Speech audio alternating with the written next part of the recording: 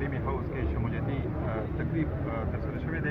په دې هکله موږ سره سکندر شفاو صاحب موجود دی. دې نه موږ معلومات کوو. سردار راته وویل چې په دې تقریب حواله شوی شمولیتي تقریب چې کوم کسان قومي وطن پارټي ته رالي او دا راته وویل سر چې پېښور کې قومي وطن پارټي چې کله نه دفتر خلاص کړی دی څه کارونه روان دي څه وکړه. بسم الله الرحمن الرحیم. نن زموږ کریمي هاوس کې دا شمولیت و د یوسي 15 نمبر یوسي چې دی د هغې کسانو شمولیت و د 33 نیبرهوډ چې دی د هغې کسانو پکې شمولیت وکړو. تنظیم هم پکې جوړ شو. د مختلف پارټو نه خلک رال. موږ دا تمه لرو چې د خلکو توجه قومي وطن پارټي طرف ته دا او دا به موږ نور هم مخکې بوځو.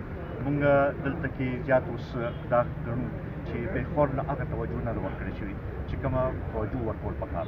پېښور ښار چې دی دا د ټولې صوبې زړه دی او دې کې چې دې له توجه نه ورکړې کېږي نو باقي موږ دا ګڼو چې ټولې صوبې له توجه نه ورکړې کېږي.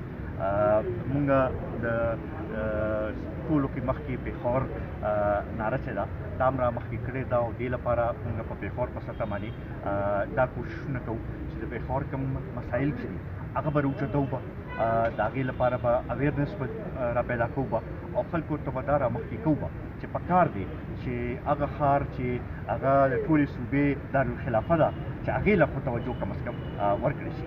دغې سره سره موږ دا هم ګڼو چې دې وخت کې صوبې کې مایوسي ده.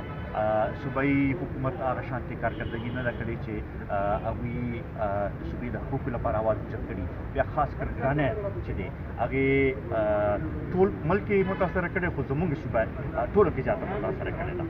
دا وویل سر چې خیبر پښتونخوا کې چې نورې سیاسي پارټیانې دي حکومتونه یې کړي دي څه ګڼئ چې قومي وطن پارټي د نورو پارټیو نه به څنګه اوس دفتر خلاص کړی د پېښور لپاره څه کوي خیبر پښتونخوا لپاره د نورو پارټیو نه به څنګه بدل کړي.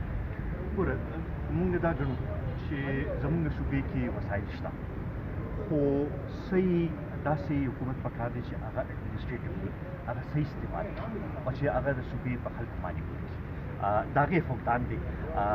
کوم وګورو زموږ مشر چې دی د هغوی یو دا صلاحیت ګڼل کېږي چې هغوی ډېر ښه اډمنسټریټر پاتې شوي دي او همدغه موږ دغه دی چې دا که موږ توجه ورکړو د صوبې د حقوقو لپاره هم صحیح اواز اوچت شي چې مرکز نه موږ ته خپل حق میلاو شي او بیا هغه صحیح طریقې سره استعمال کړی شي نو زما خیال دی دې صوبې کې ډېر لوی پوټنشل شته چې دا ډېره ترقي وکړي.